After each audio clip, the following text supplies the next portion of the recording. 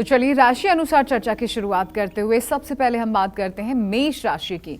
तो आज सोमवती अमावस्या पर कैसे करें ज्योतिर्लिंग की पूजा और क्या करें दान, आइए जानते हैं।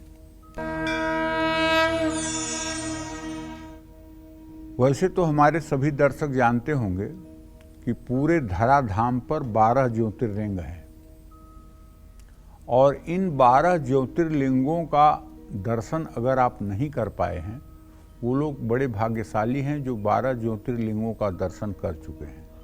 लेकिन जो लोग 12 ज्योतिर्लिंगों में से एक दो ज्योतिर्लिंग का ही दर्शन कर पाए हैं, वो लोग अगर 12 ज्योतिर्लिंगों का नित्य पाठ करें, स्मरण करें, तब भी 12 ज्योतिर्लिंगों के दर्शन का फल होता है। सौराष्ट्रे सोमनाथम च श्रीशैले मल्लिकार्जुनम उज्जैन्याम महाकाल ओंकार ममलेश्वरम परल्याम तु वैद्यनाथ डाकिन्याम भीमशंकर सेतुबंधे तु रामेशम नागेशम दारुका बने वाराणस्याम तु विश्वेशम त्रयंबकम गौतमी तटे हिमालय तु केदारम घुष्मेशम च शिवालय। यही 12 ज्योतिर्लिंग हैं।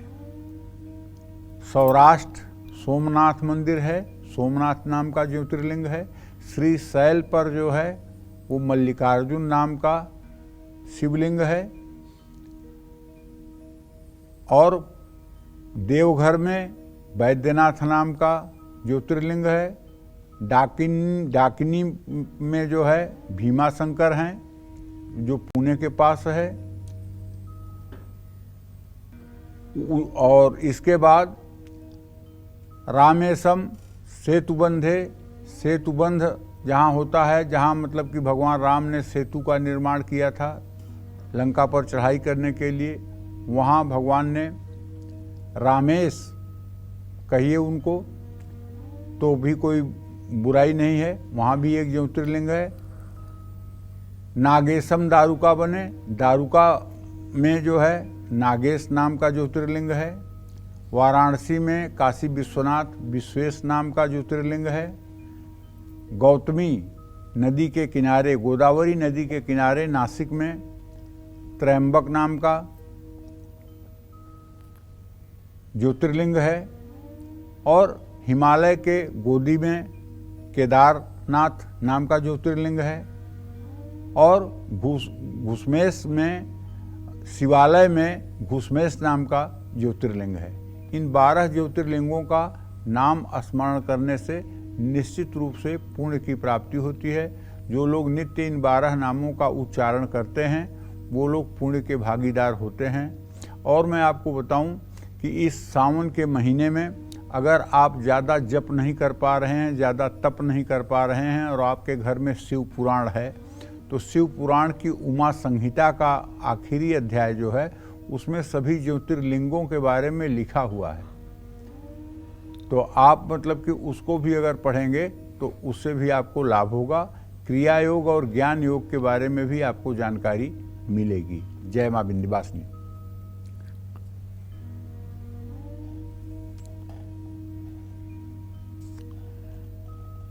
तो आपने सुना कि कैसे खास उपाय बताए हैं पंडित जी ने, और हम आगे बढ़ते हुए अगली राशि के बारे में बात कर लेते हैं और जान लेते हैं वृषभ राशि वालों को आज क्या करना चाहिए। तो वृषभ राशि वाले आज सोमवती अमावस्या पर किस ज्योतिर्लिंग की पूजा करें और क्या करें दान, आइए जानते हैं।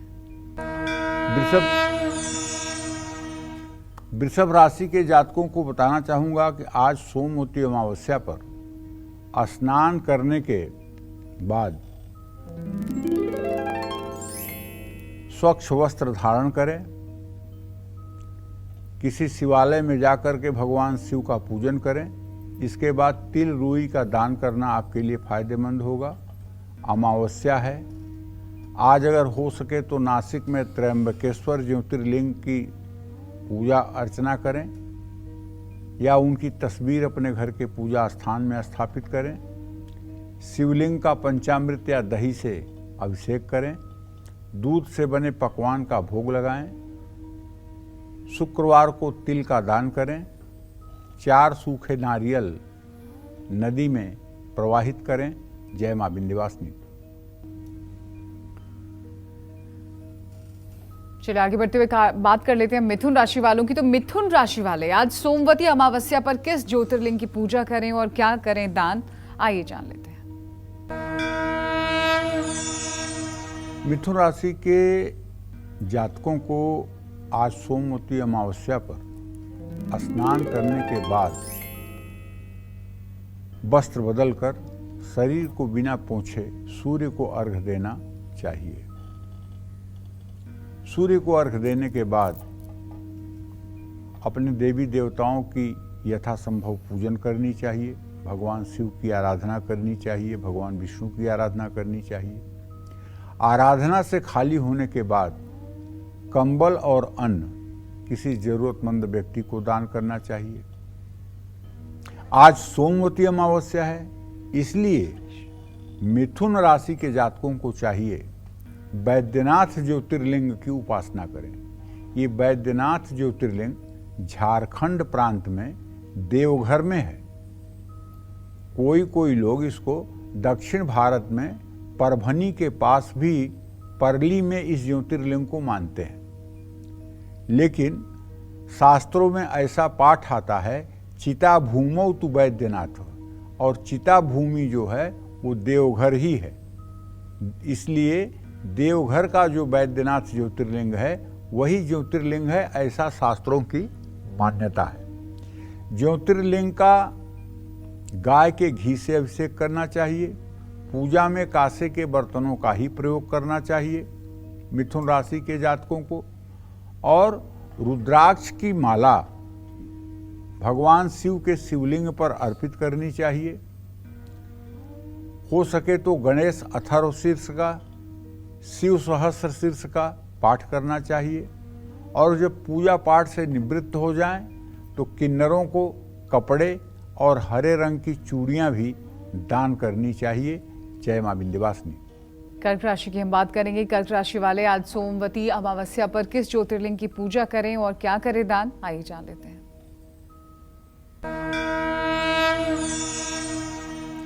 कर्क राशि के जातक आज सोमवती अमावस्या पर स्नान ध्यान करके, प्राणायाम करके, सूर्य को अर्घ देकर, अपने घुटनों पर बैठकर तिल, रुई, सफ़ेद वस्त्र, गेहूं, चावल, चांदी का दान भगवान श्री हरि विष्णु के मंदिर में करें। आज शरीर पर तेल बिल्कुल ना लगाएं। कर्क राशि के जातकों को केदारनाथ ज्योतिर्लिंग, जो कि हिमालय के तलहटी में है, वहाँ की पूजा उपासना करनी चाहिए।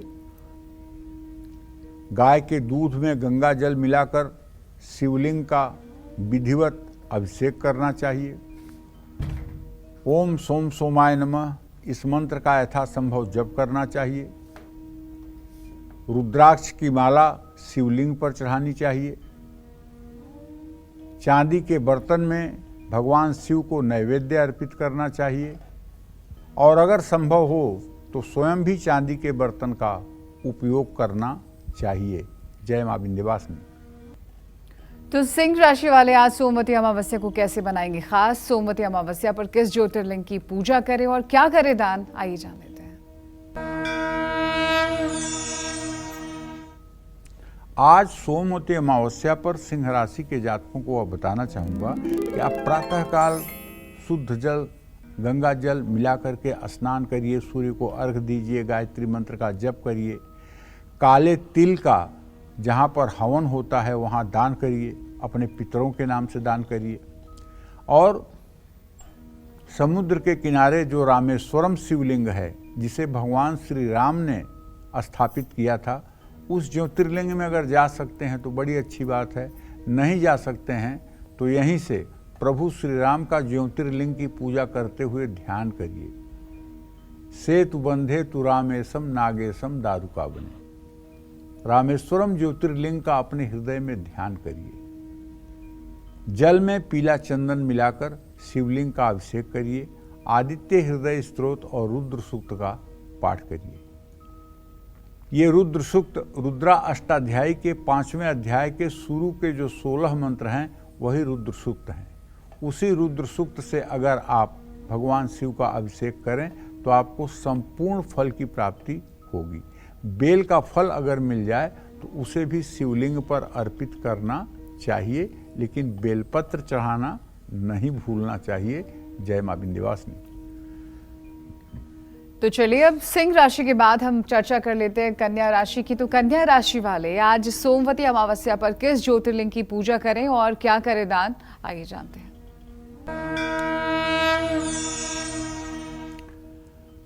आज सोमवती अमावस्या पर कन्या राशि के जातकों से यही कहना चाहूँगा कि एकदम प्रातः स्नान करके स्वच्छ वस्त्र धारण करके जहाँ भी हो सके अपने इष्ट देव की पूजा उपासना करके शिवालय जाना चाहिए।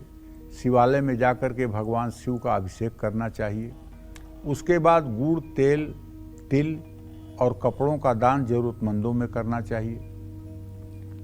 किसी होनहार गरीब विद्यार्थी को पुस्तकें दान करना चाहिए। मानव सेवा से बढ़कर के कोई सेवा नहीं है, इस बात का ध्यान करिएगा। भगवान राम कहते हैं, मोह परम प्रिय खिन्न।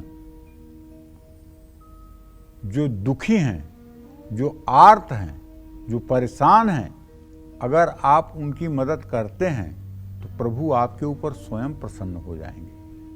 क्योंकि सीय राम मैं सब जग जानी, करहूं प्रणाम जोर जुग पानी। हर इंसान के अंदर भगवान है, ये दृष्टि हमारी होनी चाहिए।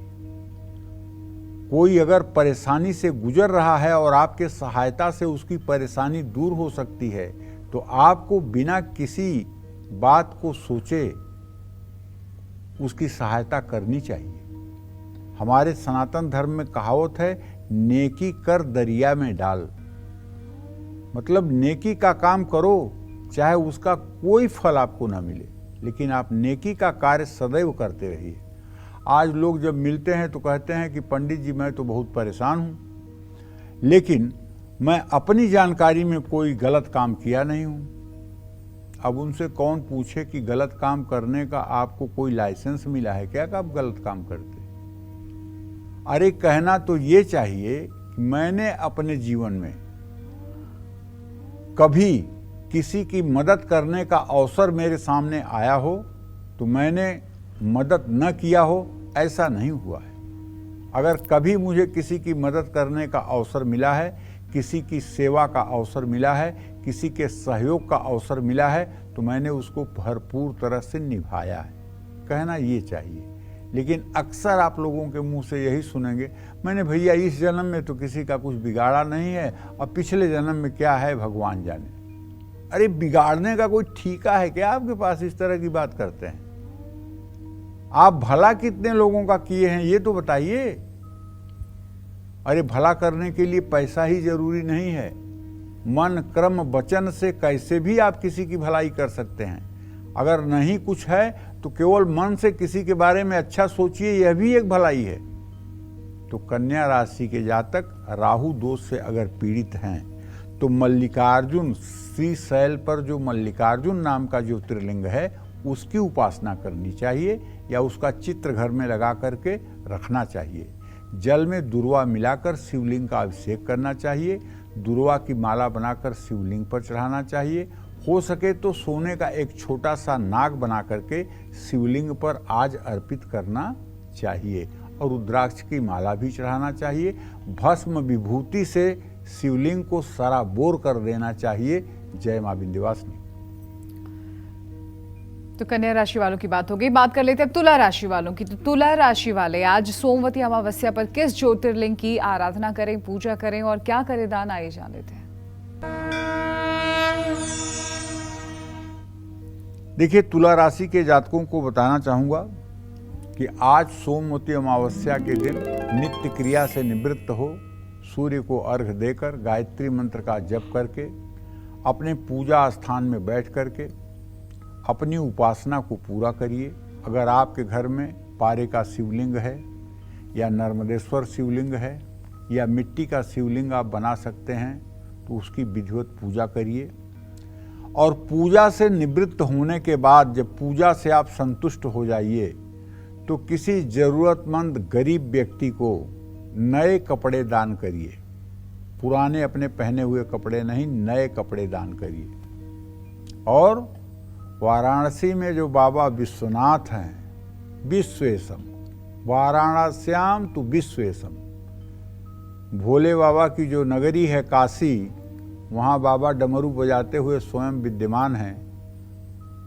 उनकी उपासना करिए, उनका ध्यान करिए, उनका चित्र अपने घर में लगाइए, क्योंकि वो मोक्ष की नगरी है। भगवान शिव का अभिषेक करिए, रुद्राष्टकम का पाठ करिए, सप्तधान्य का दान करिए। अब तो इस समय काशी का विश्वनाथ मंदिर दुनिया के दर्शनीय स्थलों में एक हो गया है।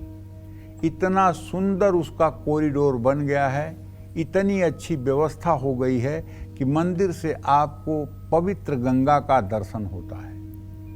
आज के 5 साल पहले और इस समय के काशी में जमीन आसमान का अंतर हो गया है। अगर मनुष्य का तन मिला है तो एक बार काशी जा करके बाबा विश्वनाथ का दर्शन जरूर करना चाहिए। मैं तो अपने सभी दर्शकों से आग्रह करूंगा कि कहीं जा सकिए न जा सकिए, लेकिन काशी में विश्वनाथ जी का दर्शन जरूर कर लीजिएगा। हो सकता है कि केदारनाथ जाने में आपको हेलीकॉप्टर न मिले, हो सकता है कि रामेश्वर जाने के लिए आपके पास साधन न हो, लेकिन काशी में दर्शन करने में कोई रुकावट नहीं है। काशी जाकर एक बार दर्शन जरूर करना चाहिए, इससे जीवन तर जाता है। जय मां विंध्यवासिनी। आगे बढ़ते हुए बात कर लेते हैं अब हम वृश्चिक राशि वालों की। तो वृश्चिक राशि वाले आज सोमवती अमावस्या पर किस ज्योतिर्लिंग की पूजा करें और क्या करें दान, आइए जानते हैं। वृश्चिक राशि के जातकों को चाहिए कि आज नित्य क्रिया से निवृत्त हो, स्नान करके सूर्य को अर्घ्य देकर गायत्री मंत्र का जप करके प्राणायाम करके अपने इष्ट देव की पूजा करें, भगवान शिव का पूजन करें। और पूजा के उपरांत चंदन का इत्र, तिल का तेल, कांसे के बर्तन और दूध, ये सारी वस्तुएं किसी धर्मस्थान में दान करें। पश्चिम दिशा की ओर मुंह करके दूध मिले जल से सायंकाल भी सूर्य को अर्घ्य देना चाहिए। वृश्चिक राशि वालों को ओंकारेश्वर ज्योतिर्लिंग की उपासना करनी चाहिए। गंगा जल में पीला चंदन मिलाकर शिवलिंग का अभिषेक करना चाहिए। पीले चंदन का लेप शिवलिंग पर त्रिपुंड के रूप में लगाना चाहिए। पूजा के बाद मसूर की दाल, तांबे के सिक्के, क्रीम रंग के कपड़े में बांध करके इसे भी यथासंभव दान करना चाहिए। जय मां विंध्यवासिनी। तो धनु राशि वालों को आज कैसे मिलेगी विशेष कृपा? आज सोमवती अमावस्या पर किस ज्योतिर्लिंग की इन्हें पूजा करनी चाहिए और क्या दान करना चाहिए, आइए जान लेते हैं। देखिए, धनु राशि के जातकों को बताना चाहूंगा कि आज प्रातःकाल नित्य क्रिया से निवृत्त हो, सूर्य को अर्घ्य दे, गायत्री मंत्र का जप कर, प्राणायाम कर, प्रसन्नता पूर्वक किसी शिवालय में जाइए और जितना भी उपचार आपसे हो सके शिवलिंग की पूजा करने में करिए। उसके बाद घर आकर के कोशिश करिए कि कुछ अनाज, तेल, रुई, काला तिल, ये सब वस्तु किसी जरूरतमंद को दान करिए। लेकिन आज भूल करके भी सर पर तेल ना लगाइए। बाल और नाखून बिल्कुल ना कटवाइए। ये भीमा शंकर नाम का जो ज्योतिर्लिंग है, पूना के पास में है, इसकी आज आपको उपासना करनी चाहिए या इसका चित्र अपने घर के पूजा स्थान में स्थापित करना चाहिए। इनकी उपासना करने से कुंडली में गुरु ग्रह भी मजबूत होता है। जल में दूध मिलाकर शिवलिंग का अभिषेक करने से लाभ मिलेगा। पीले फूलों की माला ज्योतिर्लिंग पर चढ़ाएं, घी के 3 दिए जलाएं और बेलपत्र अर्पित करें। जय मां विंध्यवासिनी। तो चलिए अब हम जल्दी से बात कर लेते हैं मकर राशि वालों की। मकर राशि वाले आज सोमवती अमावस्या पर कैसे करें पूजा और क्या करें दान, आइए जान लेते हैं।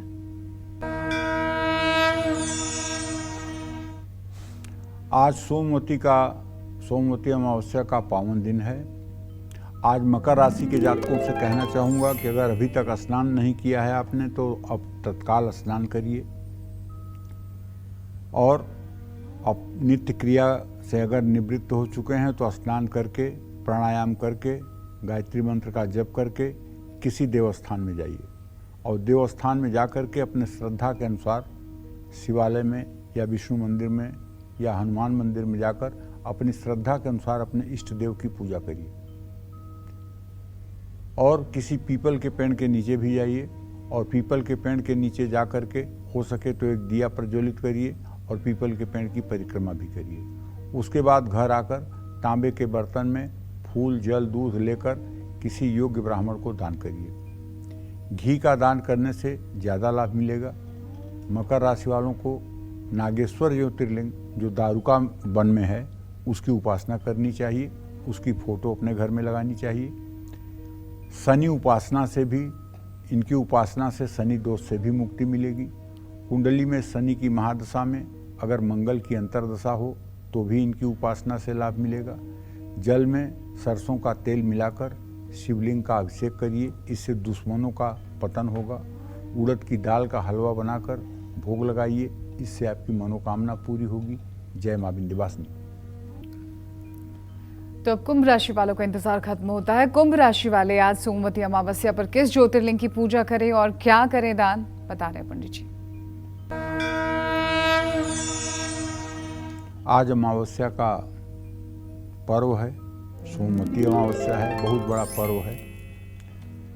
आज आपको चाहिए कि अपनी नित्य क्रिया आप नियम से करें।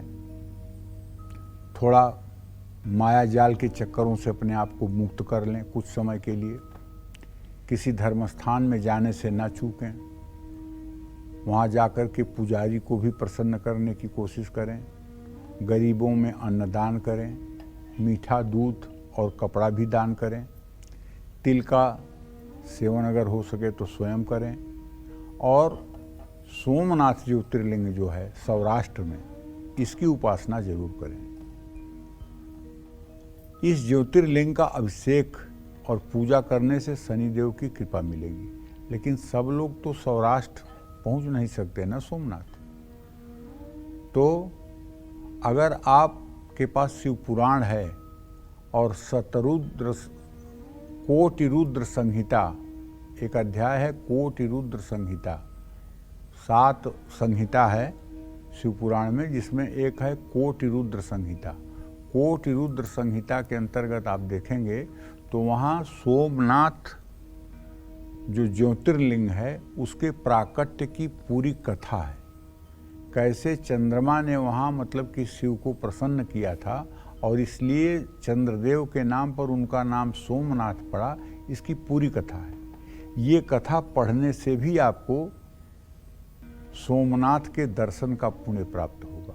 जल में दूध और काले तिल मिला करके किसी भी शिवलिंग का आपको अभिषेक करना चाहिए। कम से कम 8 बेलपत्र शिवलिंग पर अर्पित करना चाहिए। जटा वाला नारियल भी चढ़ा सकते हैं। जय मां विंध्यवासिनी। तो चलिए अब बात करते हैं हम मीन राशि की। मीन राशि वाले आज सोमवती अमावस्या पर किस ज्योतिर्लिंग की पूजा करें और क्या करना चाहिए इन्हें दान, आइए जान लेते हैं। आज सोमवती अमावस्या का पावन पर्व है। मीन राशि के जातकों को कहना चाहूंगा कि भाई किसी मंदिर या खुले स्थान में आज आपको एक पीपल का पौधा अपने पितरों के नाम जरूर लगाना चाहिए, और उस पीपल की देखभाल आपको 43 दिनों तक जरूर करनी चाहिए। और किसी बड़े पीपल के पेड़ के नीचे पूरब मुंह करके बैठ करके गायत्री मंत्र का आपको जप भी करना चाहिए। जरूरतमंद बच्चों में दूध का दान करना चाहिए। शिवालय में जो ज्योतिर्लिंग होता है घुसमेश्वर ज्योतिर्लिंग, उसका दर्शन पूजन करना चाहिए। जल में केसर मिलाकर शिवलिंग का अभिषेक करना चाहिए। खीर में केसर और पंचमेवा डालकर शिव जी को भोग लगाना चाहिए। शिव महिम्न स्तोत्र का पाठ करना चाहिए और पूरे दिन ओम नमः शिवाय, ओम नमः शिवाय, ओम नमः शिवाय का उच्चारण जब भी संभव हो मन में करते रहना चाहिए। पूजा इसलिए नहीं करना चाहिए कि लोग आपको भक्त समझें। पूजा इसलिए नहीं करना चाहिए कि लोग आपको धार्मिक समझें। पूजा इसलिए करनी चाहिए कि आपको उससे मानसिक शांति मिलेगी और भगवान भोलेनाथ की आपको कृपा मिलेगी। कुछ लोग पूजा आडंबर करने के लिए करते हैं, दूसरों को दिखाने के लिए, दूसरों के निगाह में अपनी इमेज बनाने के लिए करते हैं। और कुछ लोग पूजा ऐसी करते हैं जो संसार को नहीं दिखाते हैं, जो भगवान को दिखाते हैं। पूजा आपके और भगवान के बीच में होनी चाहिए। इसीलिए कहता हूँ, न तो अपने मंदिर को किसी को दिखाना चाहिए। बहुत लोग घर में आए हुए अतिथियों को घर तो दिखाते ही हैं, लेकिन मंदिर दिखाना नहीं भूलते हैं, मंदिर भी दिखाने लेकर चले जाते हैं। अब वहाँ जाने वाला व्यक्ति चाहे धर्म का ज्ञानी हो या ना हो, वो एक आध दो बात जरूर बोल देगा कि अरे ये मूर्ति आपने कैसे रख ली, अरे घर में तो शिवलिंग होता ही नहीं है, अरे ये कैसे आपने दिया रख लिया है, ये तो होता ही नहीं है, महाकाली की फोटो आपने लगा ली, अरे राम राम ये तो बड़ा अनर्थ हो गया है।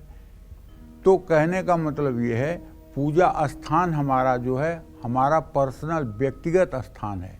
वहाँ सिर्फ हम और हमारे परिवार के लोगों को जाना चाहिए। वहाँ जो घर में आए हुए अतिथि हैं या जो एक दिन के लिए आए हैं, उन्हें आप वाहवाही के लिए ले जा कर के अपना पूजा स्थान न दिखाएं। पूजा स्थान दिखाना दोषकारी है, क्योंकि पूजा आप और आपके भगवान के बीच में होनी चाहिए। पूजा जो है वो प्रसिद्धि पाने के लिए नहीं की जाती है। तो ध्यान रखें। जय मां विंध्यवासिनी।